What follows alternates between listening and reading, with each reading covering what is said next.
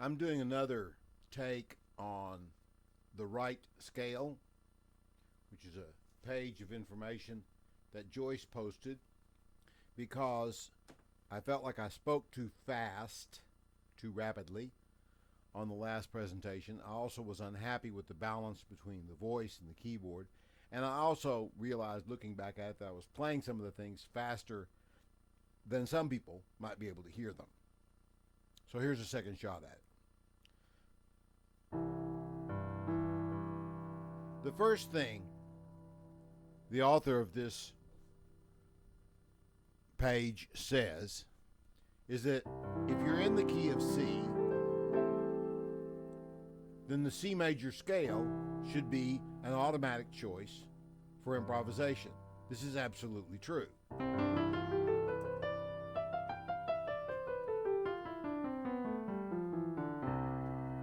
If I begin to play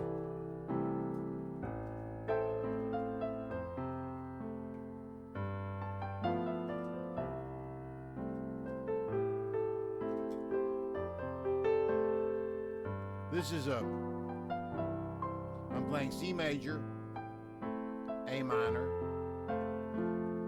F major, and G7.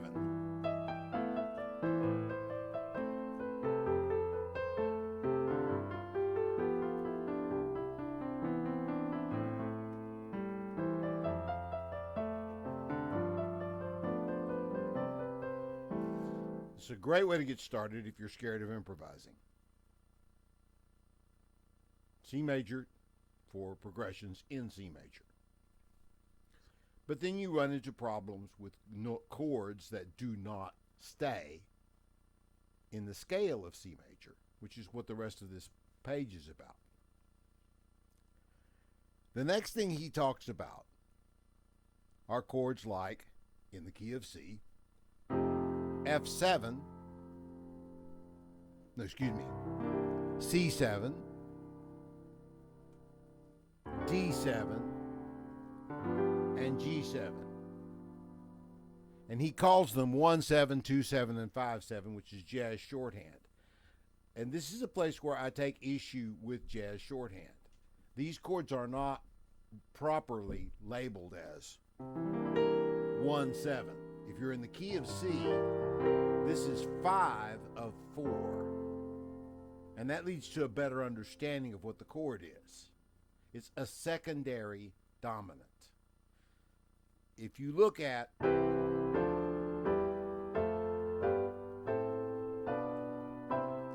primary seventh chords in the key of C major, which are C major, D minor, E minor, F major, G7, A minor, B half diminished, and C major. Every one of those chords can be approached by using a secondary dominant chord, except for, of course, C itself. The primary dominant chord is G7, getting back to C major. That's the most important chord relationship in the key of C major, 5-1, and in C minor, by the way. A lot of what's on this page revolves around understanding the 5-1 relationship. And he doesn't make that as clear as I would like. So C7 is actually 5 of 4. Now there's a 4 chord in C major, so you can argue that you're still in the key of C. But to improvise intelligently over C7, you're not going to play the C major scale. You're going to have to do something to acknowledge the fact that a non-diatonic tone has entered your world.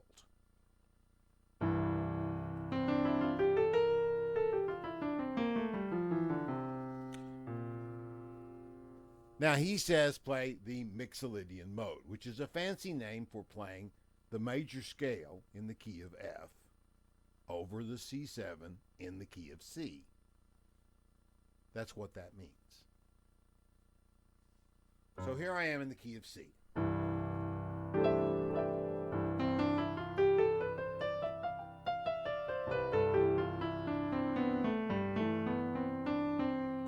C7.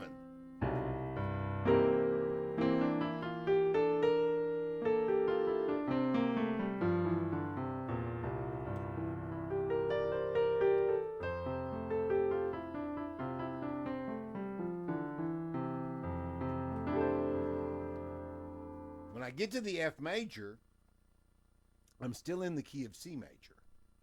So I could continue to play the C major scale, stopping to play the F major scale long enough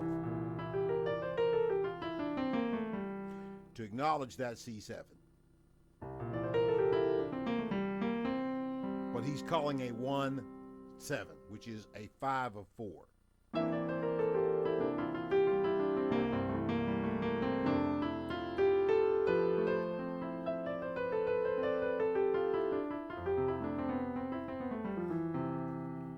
It also works. I just play the C major scale over an F major. It's technically what's called a Lydian scale, right? I don't think of it that way. I just think of the fact that I'm playing an F major in the key of C. So the C major scale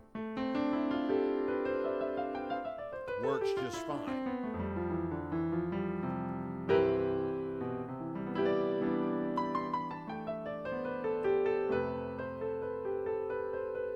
See? But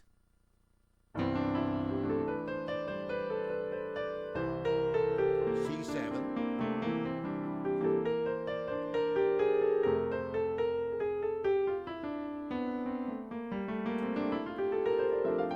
the F major scale works just fine over the F chord in the key of C major, even though that B flat is not part of the key of C major.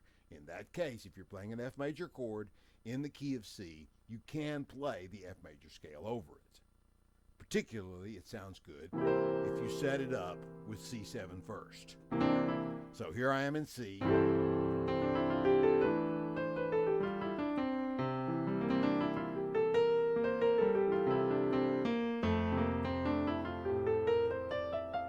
And I kept the B flat. Right. So there's what he's calling 1-7, which really should be 5 of 4. Now, 2-7 is really 5 of 5. Okay? D7 in the key of C, 2-7, 5. You could call it 5 of 1 if you want to be technical, because that's exactly what it is. So D7 is 5 of G, which means I would play a G major scale over D7. And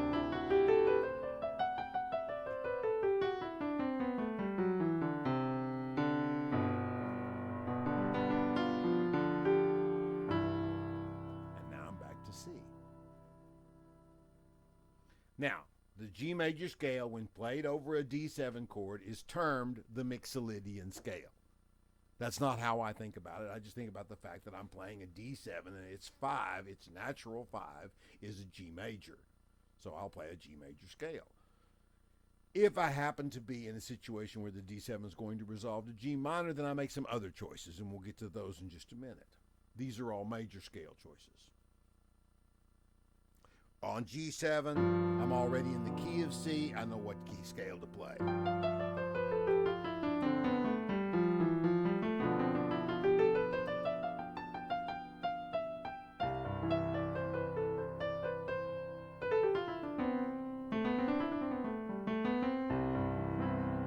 All right. Those are major scale choices. The next things that he talks about are scale choices based on the melodic minor and the harmonic minor. I don't use these terms as much as I just practice the scales and know what they feel like and how to begin them in certain places to accommodate chords. It's to be stressed that all of this is for study. You practice it, you study it, and then you do not think about it when you are performing. To stop and think about what you need to do while you're performing is to add a process to performing when performing is already difficult enough. When it's time to perform, play what you know.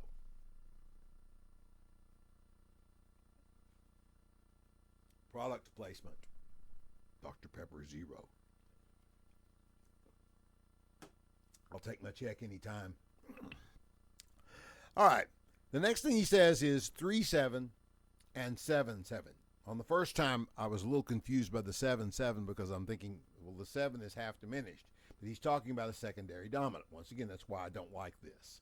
3/7 is really 5 of 6. E7 in the key of C wants to resolve to what? A minor. Guess what? Then that means your best choice is some kind of minor scale. He says harmonic minor. Fine, that works. A harmonic minor. Now you notice I started the A harmonic minor on the root of the A harmonic minor because I know how to get there and resolve it. Normally you would start it, to make it sound like E7, you would start it on E.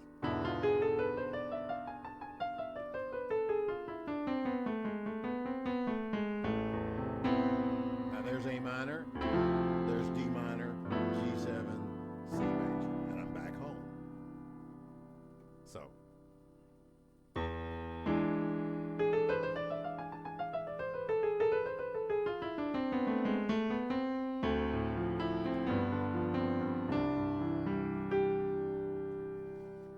So that's A harmonic minor used to navigate an E7.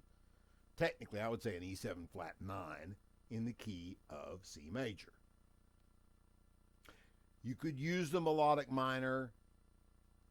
Not as good a choice as the harmonic minor. It does work, though.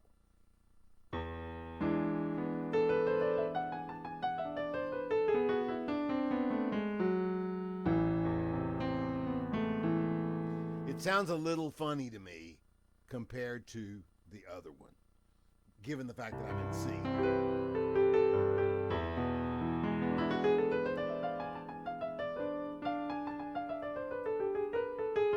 As opposed to, I think the harmonic minor is a better choice.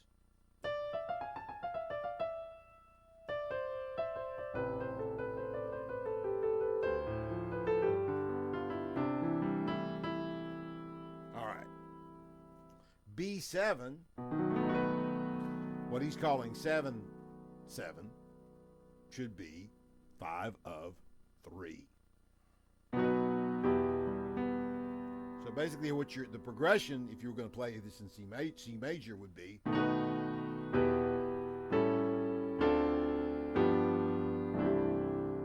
I just played B7, E minor, A7, D minor, G7, C major. 2 secondary dominants, the primary dominant, each leading to the various chords in the key of C major. So for B7, then you would play E harmonic minor.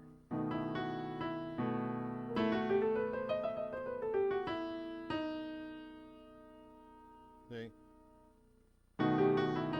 If I start on E, people say, well, that's a wrong note. No, it's not. I just went down to the 3rd, and I've resolved it.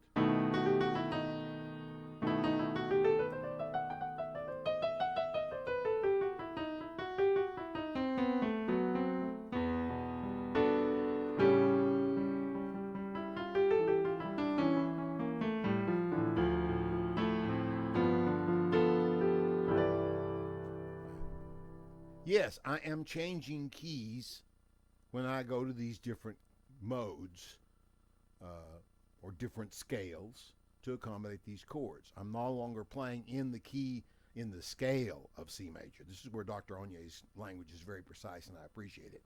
I'm playing in the key of C still, but I'm using scales from other keys to navigate chords that have notes in them that are not diatonic to the key of C. So that's 3 and 7, and then he says on 6/7, which is once again a secondary dominant, he says to play the melodic minor. All right. 6th dominant in the key of C is going to be A7. Guess where it's going? D minor. It's 5 of 2. You can play either the harmonic minor or the melodic minor. I've heard Barry Harris talk about using the flat 9 to emphasize getting to the D minor. So, thus,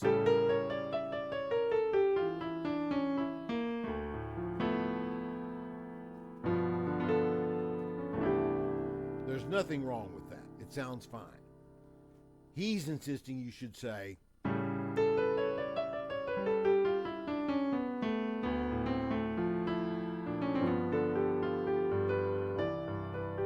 and there's nothing wrong with that either. It's just a matter of choice. I think Barry likes the flat 9 to get down there because it's a half-step resolution, and half-steps drive harder than whole steps. That's why I think Barry liked it, to use this. The author of this prefers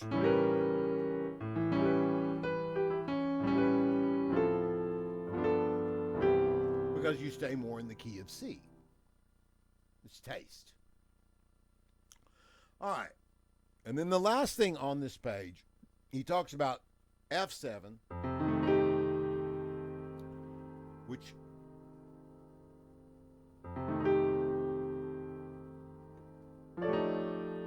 is, in this case, this is getting a little thick when you get into classical theory. This is 5 of flat 7, which means that you're borrowing something from the parallel minor. Okay? I'm not going to get into that, but basically he just says any other chord that you play that has a non-diatonic root, right? F7, you're really pushing the edge of C major because it's got an E flat in it, right? And it doesn't lead to anything in the key of C. It leads to B flat. So what does he say to do? He says to play the Lydian dominant. Well, guess what? The Lydian dominant, in this case, Lydian means 4. The relationship between F7 and the parent scale you need is a 2-5 type relationship. So if F7 is the 5, what's 2? C minor.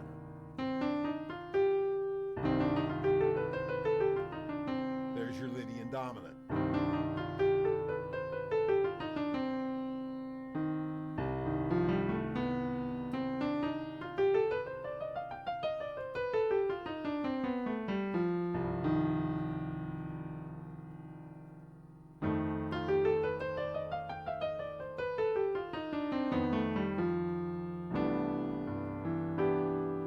The same thing would apply if I used, like I did yesterday, G flat 7. It's going to be the same situation. I'm going to be using the D flat melodic minor scale over G flat 7.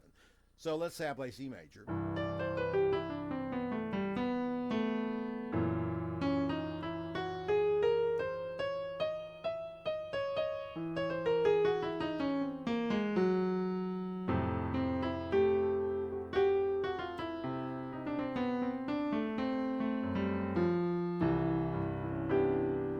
Never really left the key of C major, even though I've brought in scales from other keys.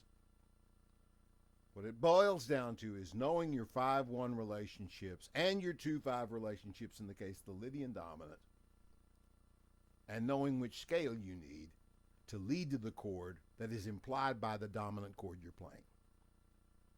All dominant chords have a primary leading function. G7 wants to lead to C major, for instance. So if you're going to play a G7, the first thing you need to know is the C major scale. And you need to know it from G to G, or from B to B,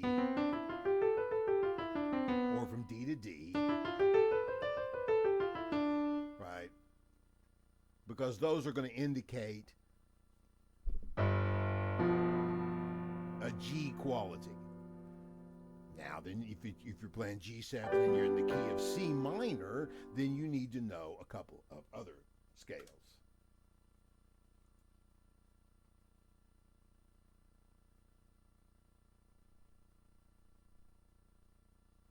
And those scales If you're playing G7 in the key of C minor, then you need to know the melodic minor and the harmonic minor scales.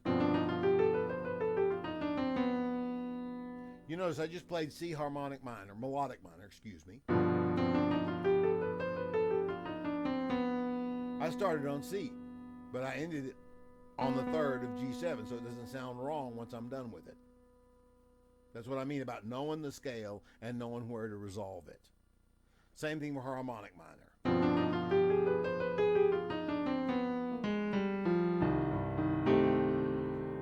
So I practice the major scale, the harmonic minor scale, and the ascending melodic minor scale. I do not practice the melodic minor scale the way the books have it, because jazz guys don't use it like that. There's value in that too, but in jazz thinking, the melodic minor scale is treated as a separate entity from the natural minor scale, which is this. And the natural minor scale is just an inversion of the major scale.